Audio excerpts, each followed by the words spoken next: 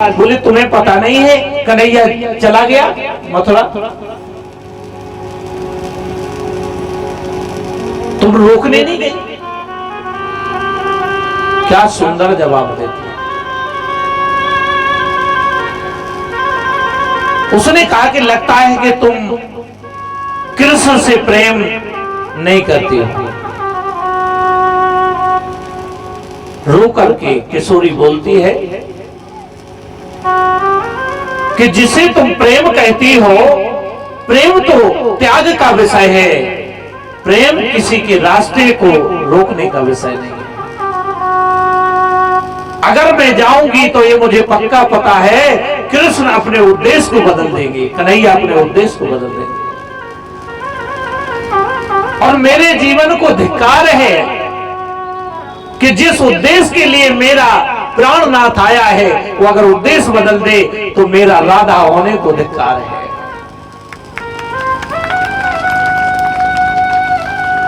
प्रेम प्रेम सब कोई कहे, प्रेम न चीन्हे कोई, औघट प्रेम पिंजर पड़े, प्रेम कहावे सोए। प्रेम तो त्याग का विषय है, प्रेम मोह का वासना का विषय नहीं है, प्रेम तो त्याग का विषय है। प्रेम में तो लोग फना हो जाते हैं, प्रेम में तो लोग मिट जाते हैं।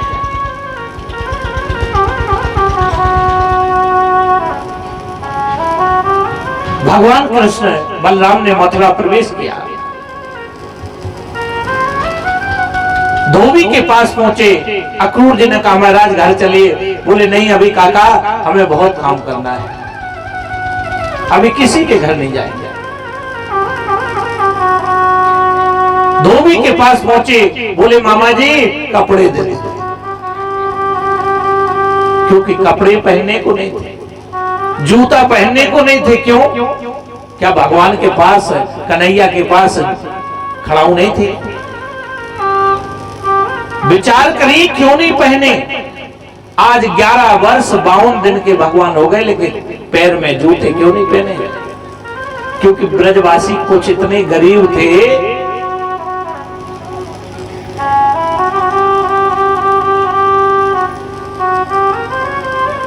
इस भाव को जरा हृदय में देखें, उसकी दयालुता का अनुभव करें। कुछ ब्रजवासी इतने गरीब थे कि उनको पहनने के लिए कपड़े और जूते नहीं थे, तो भगवान ने 11 वर्ष 52 दिन तक अपने पैरों में खड़ाऊ नहीं पहनी, जूते नहीं पहने।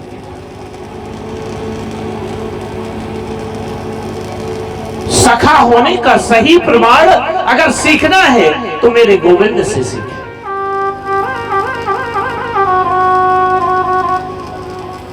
कहा भी तो है कि धीरज धर्म मित्र अरुणारी, आपतकाल परखियो चारी। हम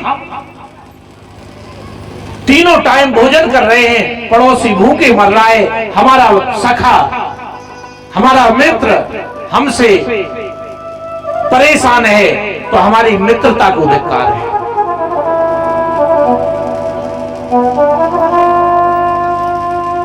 ये मानव जो है, मानवीयता इतनी छोटी नहीं है। भगवान कृष्ण ने पहली बार वहां पर कपड़े अच्छे पहने। क्या भगवान कपड़े पहन नहीं सकते थे जिनके यहां 9 लाख गायें थी? लेकिन वही कपड़े पहनते थे जो ब्रजवासी पहनते थे। उससे कपड़े मांगे तो धिक्कार है ऐसे जीवों को कि भगवान खुद मांग रहा है, कह रहा है मैं भगवान हूं, मुझे पहनाएगा तो कल्याण होगा। तो अच्छा एक बात और, श्री कृष्ण ने कई बार कहा कि मैं भगवान हूं, लेकिन राम ने कभी नहीं कहा। इसके बाद भी वो कपड़े देने से इनकार कर रहा है, मारने दौड़ा। बोले कंस के कपड़े तुझे पहनना है, ग्वाला होगी गंवार। भगवान कृष्ण ने एक उंगली से उसका सिर अलग कर दिया, धाड़ा अलग हो गया। सब बच्चों को कपड़े पहनाए, अब वो कपड़े पहनाए जरूर, अब वो तो सैनिकों के कपड़े थे, कोई रोड साफ कर रहा है, किसी की बाहें इतनी लंबी है, अब जहां से निकले तो सब लोग हंसे। एक दर्जी ने देखा तो भगवान के कपड़े सबके ठीक किए और उनके हिसाब से बना करके उस दर्जी का कल्याण किया। बोले कपड़े तो मिल गए, कोई माला और पहना दे। सुदामा नाम का माली था, उसने माला पहना कर उनका कल्याण किया। अब बोले माला हो गई, कोई चंदन लगा दे तो और आनंद आ जाएगा, क्योंकि उत्सव में जाना है। कुबड़ी चंदन लेके जा रही थी तो उन्होंने कहा हे सुंदरी कहां जा रही? वो तो छुपती छुपाती जाती थी, क्योंकि बालक उसे चढ़ाया करते थे। लेकिन पीछे देखा कि नहीं तुम सुंदरी हो, तो उसने सोचा कि सुंदरी कौन कह रहा है। जब पीछे मुड़ के देखा तो बोले चिंता मत करो, मैं सबको सुंदर रूप में ही देखता हूं, क्योंकि मैं शरीर पे ध्यान ही नहीं देखता हूं, मैं तो उसके अंदर देखता हूं। भगवान किसी के शरीर को नहीं देखता।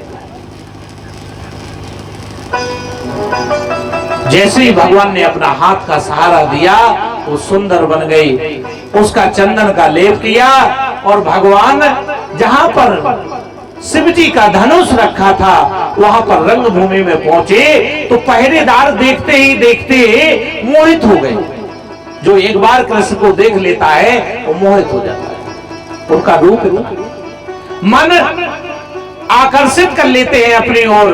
और सब देखते देखते भगवान गए और जो धनुष दिया था शिव जी ने कि कंस अगर ये टूट जाएगा तो तेरी मृत्यु उसी से होगी, एक ही झटके में वो धनुष टूट गया। बोले वृंदावन बिहारी लाल की। जैसे पहरेदारों को पता चला तो वो दौड़ के मारने के लिए दौड़े। बलराम कृष्ण ने धनुष का एक एक टुकड़ा लिया, सबको मार रहे हैं। वहां मार करके दो लोग कंस के पास पहुंचे, बोले वो तो आ गए, वो धनुष टूट गया। अब तो और घबरा गया, क्योंकि भगवान ने कहा था कि ये धनुष जिस दिन टूट जाएगा उसी दिन तेरी मृत्यु होगी। आगे कन्हैया और बलराम पहुंचे तो कुमिला पीठ हाथी था, उसका उद्धार किया। जब रंगभूमि में पहुंचे तो चाऊर मुष्टक 7 प्रकार के मल्ल अपने अपने शरीर को मल करके तैयार हो रहे थे कि हमसे लड़ो हमसे लड़ो। कृष्ण ने कहा हमारी उम्र क्या है? अरे बोले तुमने केसनी, ब्योमासुर, रेणुकासुर, बकासुर इतने बड़े बड़े राक्षस मार दिए, तुम छोटे नहीं, युद्ध करो। उनके साथ युद्ध हुआ,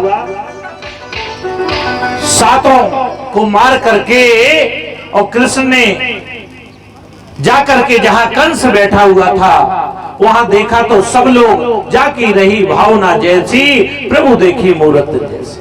सब लोग उसी भावना से देखे।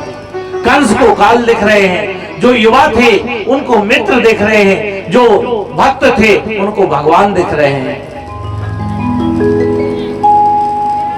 और आगे पकड़कर कंस के केस पकड़े, बाल पकड़े तो कंस ने कहा ये क्या सभ्यता है? तुम्हें सभ्यता नहीं सिखाई माता पिता ने? मैं तुम्हारा मामा हूं। बोले मामा जी सभ्यता तो हम उसी दिन भूल गए थे जिस दिन तुमने मेरी माता पिता को जेल में बंद कर दिया था।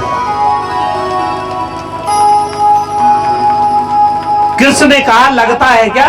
बाल खींच रहे तो लगती है। हाँ इतनी जोर से तुमने बाल पकड़ रखे हैं कन्हैया कि मुझे लग रही है। कन्हैया बोले मामा जी आपको पता चला ना कि बाल खींचने का मतलब क्या होता है?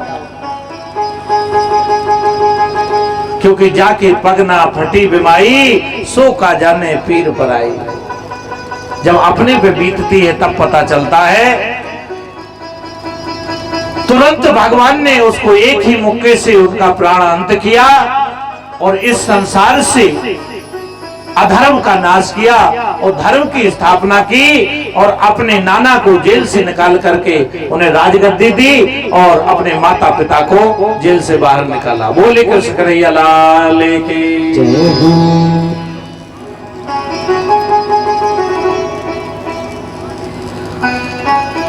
कंस की पत्नियां जब रुदन करने लगी तो गोविंद ने उनको आत्म उपदेश दिया, आत्मा के प्रति उन्हें जागृत किया। कंस की पत्नियों ने कृष्ण को हृदय में आदर दिया, नाना उग्रसेन को राजगद्दी पर बिठाया और उग्रसेन को आज मेरे प्रभु ने माता पिता के चरणों में प्रणाम किया। भगवान कृष्ण गए और अपने माता पिता को प्रणाम किया। अभिवादन शीलस नित्यं वृद्धोप से बिना चात्वारि तस्य वर्धन्ते आयु विद्या यशो बलम।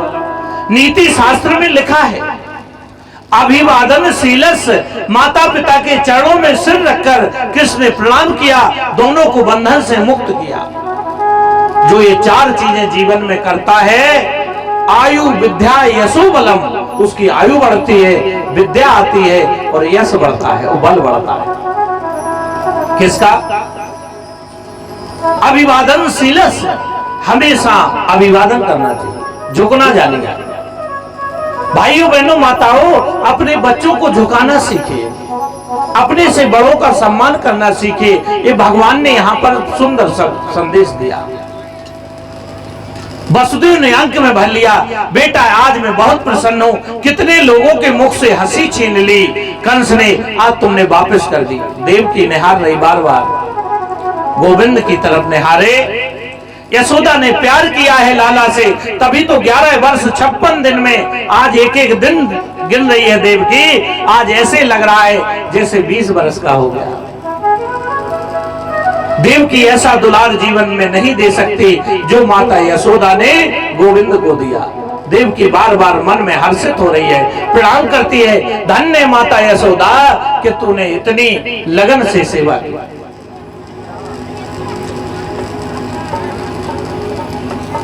उस समय के करुण क्रंदन को कौन कर सकता है? एक माँ अपने जब बालक से मिलती है। भगवान का उपनयन संस्कार करवाया गया और गुरु के आश्रम भेजा गया, क्योंकि पहले के बालकों को गुरु के आश्रम भेजा जाता था। आज गुरु परंपरा समाप्त हो गई है, आज तो केवल व्यापार की शिक्षा मिल रही है। हमारी संस्कृति को संसार के जितने भी, ये कहने में व्यासपीठ से मुझे कोई गुरेज नहीं है कि हमारी संस्कृति को पहले 1300 वर्ष मोहम्मदन शासकों ने खूब तोड़ा। हमारी जो संस्कृति थी उसको जबरदस्त तोड़ा, और इसके बाद 350 वर्ष अंग्रेजों ने हमारी जो सनातन संस्कृति थी बहुत कुठाराघात किया। जो हमारे यहाँ गुरु आश्रम की परंपरा थी, शिशु मंदिरों की परंपरा थी, धीरे धीरे कॉन्वेंट स्कूल लगा करके वो परंपरा समाप्त कर दी। जहां पर पढ़ाया जाता था शुक्लाम ब्रह्म विचार सार, वहां पर अब अंग्रेजी कविताएं पढ़ाने लगे। ये कब हुआ? अब आप विचार करेंगे तो लॉर्ड मैकाले का आप लोगों ने नाम सुना होगा। 1918 में भारत में आया तो उसे लगा कि भारत को पूर्णकालिक गुलाम नहीं बनाया जा सकता है, क्योंकि इसकी संस्कृति मजबूत है। हम लोग संस्कृति से मजबूत है। आज इतनी कास्टें होते हुए भी, इतनी जातें, इतनी विभिन्नताएं होते हुए भी हम आज भी संस्कृति में इतने बंधे हुए हैं कि एक जगह पे एक हो जाते हैं। उसका कारण है हमारी सनातन परंपरा। उस सनातन परंपरा को खत्म करने के लिए लॉर्ड मैकाले ने कहा कि वहां पर भारत में अंग्रेजों को पैदा करना पड़ेगा, और उसने एक नियम लागू किया कि वहीं पर अंग्रेज पैदा करिए। जो हमारी शिशु मंदिर की परंपरा थी वो टूट करके अंग्रेजों की परंपरा शुरू हो गई। और आज आप देखो, अच्छे अगर शहर में मैं जाता हूं तो जहां ओम जय जगदीश की आरती होनी चाहिए, वहां 4 बजे से कान में लीड लगा करके और डीजे चला करके और नए नए युवा बच्चे डांस कर रहे हैं, और जाने कौन कौन से अंग्रेजी में गीत चल रहे हैं और नाच रहे हैं।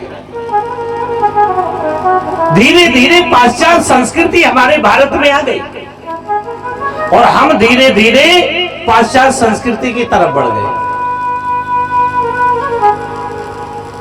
जबकि हमारे संस्कृति में क्या था कि जब बालक बड़ा होता था तो उसको गुरु आश्रम भेजा जाता था, क्योंकि गुरु आश्रम जाने से परिवार की शिक्षा मिलती थी। माता पिता के साथ क्या व्यवहार करना है, भाई के साथ क्या व्यवहार करना है और राज्य कैसे चलाना है, ये शिक्षा मिलती थी। आज कहीं शिक्षा मिल रही किसी को? जिस बालक को आप पढ़ाते हो वही बालक आपको वृद्धावस्था में कहां छोड़ के आता है? वृद्धाश्रम। अब विचार करिए क्यों छोड़ आया? क्योंकि हमने उसको शिक्षा तो दी है, संस्कार नहीं दिए। एक जगह मैंने सुना था, एक जगह एक बहुत अच्छा व्यक्ति वृद्ध आश्रम में था, उससे पूछा, वो रोने लगा। कुछ लोग उसे दान कपड़े देने गए, ठंडी में रोने लगा क्योंकि वो थोड़ा अच्छा दिख रहा था। उससे पूछा तुम कौन हो? बोले मैं झांसी का बहुत बड़ा सेठ हूं। सदर बाजार में 32 दुकानें थी। बोले आप वृद्धाश्रम में क्या कर रहे हो? बोले हमारा एक बेटा न्यूजीलैंड में है जो 2.5 लाख रुपए महीने कमाता है, एक 5 लाख रुपए महीने अमेरिका में कमाता है, लेकिन 17 साल से फोन नहीं आया। क्यों? क्योंकि उनको बेच बेच करके हमने दुकानें पढ़ाया लिखाया और आज उनका पता नहीं है। विचार करो, ऐसी तो हमारी सनातन संस्कृति नहीं थी। मूरत ध्वज ने वचन दे दिया एक साधु के लिए कि हमने अपने पुत्र को आरा से चीरना है, तो उनकी पत्नी और पुत्र बड़े खुशी में रोने लगे कि आज मैं पिता के वचनों का धर्म निभा पा रहा हूं। मेरी संस्कृति तो ये है। हम लोग अपनी संस्कृति से अलग हो गए। हमारी संस्कृति ये नहीं थी कि किसी माता बहन का अपमान हो। आज देखो आप क्या चल रहा है। हमारी संस्कृति क्या थी?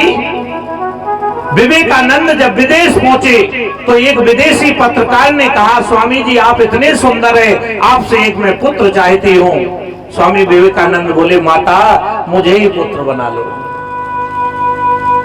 मुझे ही पुत्र बना लो। विचार करिए हमारी संस्कृति क्या थी। वो कह रहे माता मुझे ही पुत्र बना लो। तोरण किला 13 वर्ष में शिवाजी ने जीता था। उनके मंत्री वहां की राजकुमारी को लेके आए, बोले मैं तोहफा देना चाहता हूं। शिवाजी उसके चरणों में गिरे, बोले माता तुम इतनी सुंदर हो, काश मैं तुम्हारा पुत्र होता तो मैं भी कितना सुंदर होता। ये संस्कृति किसकी? एक बार जय जय श्री राधे बोल दीजिए। जय जय श्री, जय जय श्री राधे। हम तो ऐसी संस्कृति के लोग हैं, ऐसी संस्कृति के लोग। भगवान राम के पास सूर्पनखा प्रस्ताव लेके गई, लेकिन ठुकरा दिया। आप लोग विचार करो ये कैसे हुआ? ये संस्कार कहां से आए? तो हम भारतीय जो हमारी सनातन संस्कृति थी उससे हमारे युवा भाई बहन दूर चले गए।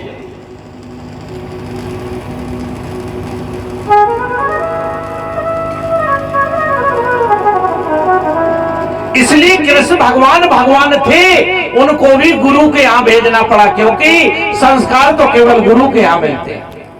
कि गुरु ग्रह पढ़ने गए रघुराई,